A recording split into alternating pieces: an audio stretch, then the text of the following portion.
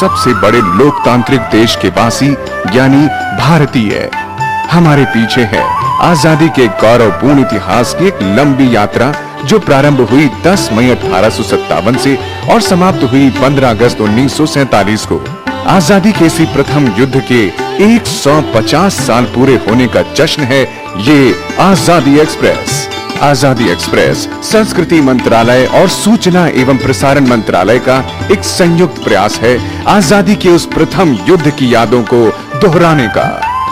आजादी एक्सप्रेस में न केवल 1857 के प्रथम स्वतंत्रता संग्राम से लेकर देश के आजाद होने तक की संपूर्ण संघर्ष गाथा को दुर्लभ चित्रों के माध्यम से प्रदर्शित किया गया है, बल्कि आजादी के प्रथम सूर्योदय से लेकर देश में हुए अब तक के विकास और प्रगति की कहानी भी चित्रों के माध्यम से ही बयां की गई है।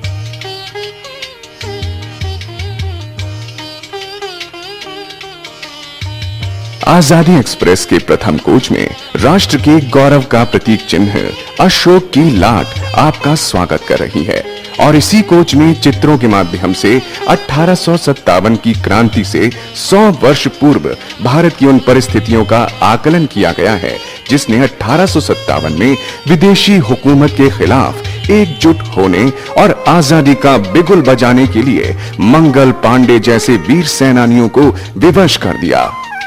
17वीं शताब्दी का भारत, जब यूरोपीय व्यापारियों ने भारत में व्यापार करने के उद्देश्य से समुद्र के रास्ते भारत में कदम रखा और ईस्ट इंडिया कंपनी के माध्यम से पूरे भारत में अपनी जड़ें जमा ली और देश की जनता को अपने अधीन कर लिया। कोच नंबर 2 में दिखाया गया है 1806 में वेल्लोर में भारतीय सिपाहियों की क्रांति, बंगाल में सन्यासी क्रांतिकारियों का विद्रोह और संथाल विद्रोह। साथ ही ये भी दिखाया गया है कि कित्तूर की रानी चेन्नम्मा के नेतृत्व में और टीपू सुल्तान की अगुवाई में किस प्रकार उस विद्रोह से एक क्रांति की लहर देश में फैल रही थी। यहां प्रदर्शित चित्र याद दिलाते हैं प्रथम स्वतंत्रता संग्राम के नायक शहीद मंगल पांडे की, जिन्होंने सर्वप्रथम कंपनी राज के विरुद्ध क्रांति का बिगुल बजा दिया था। मंगल पांडे द्वारा सुलगाई गई क्रांति की ये चिंगारी बैरकपुर से निकलकर तेजी से एक रेजिमेंट से निकलकर दूसरे रेजिमेंट में फैलती चली गई। प्रथम स्वतंत्रता संग्राम का अगला अध्याय दिखाया गया है आजादी एक्सप्रेस के कोच नंबर 3 में। 11 मई सन 1857 को दिल्ली पर कब्जा करने के बाद विद्रोह की ज्वाला उत्तरी और पूर्वी भारत तक फैल गई। देश के हर एक तबके के लोग अपनी आस्थाओं और धर्म की परवाह न करते हुए एकजुट होकर इस विद्रोह में शामिल हुए। उत्तर प्रदेश विद्रोह की इस आग में सुलग रहा था। नाना साहेब और तात्या टोपे के नेतृत्व में भारतीय फौजों ने कानपुर को अंग्रेजों से छीन लिया। साथ ही बेगम हजरत महल की सहायता से पूरे अवध पर नियंत्रण कर लिया। ये है कोच नंबर 4, जहां प्रदर्शित चित्रों से पता चलता है कि उत्तर से दक्षिण और पूर्व से पश्चिम तक देश का हर कोना आजादी के संघर्ष में एकजुट हो चुका था। लेकिन इस सब के बावजूद ब्रिटिश तोपों और गोले बारूद के आगे क्रांतिकारी शक्तियां कमजोर होती गईं। 1857 के नायकों बहादुर शाह जफर, रानी लक्ष्मीबाई, तात्या टोपे, झलकारी बाई, राव तुलाराम के साथ हजारों लोगों ने आजादी के लिए स्वयं को बलिदान कर दिया। कंपनी सरकार ने इस विद्रोह को कुचलने के लिए आम जनता को अपना निशाना बनाया। हजारों की संख्या में नगरों और गांवों को बर्बाद कर दिया गया। लाखों लोगों को मौत के घाट उतार दिया गया। न जाने कितनों को फांसी पर लटकाया गया और बहादुर शाह जफर को देश निकाला दे दिया गया।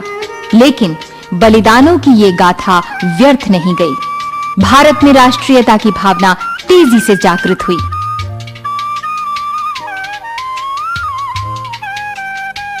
कोच नंबर 5 में है 1857 के महासंग्राम के बाद की कहानी, जब भारत पर एक छत्र अंग्रेजी साम्राज्य स्थापित हो गया और फिर से शुरू हुआ अत्याचार और शोषण का उपनिवेशवाद।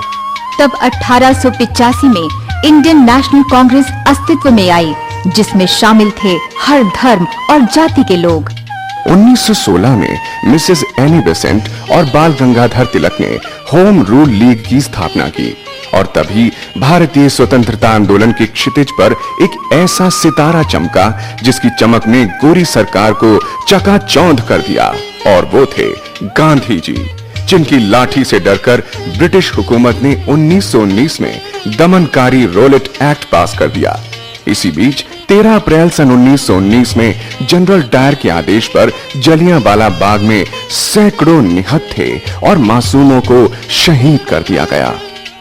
और अब हम आ पहुंचे हैं आजादी एक्सप्रेस के कोच नंबर 6 में, जहां आजादी के लिए गांधी जी द्वारा किए गए अहिंसात्मक संघर्ष को प्रदर्शित किया गया है।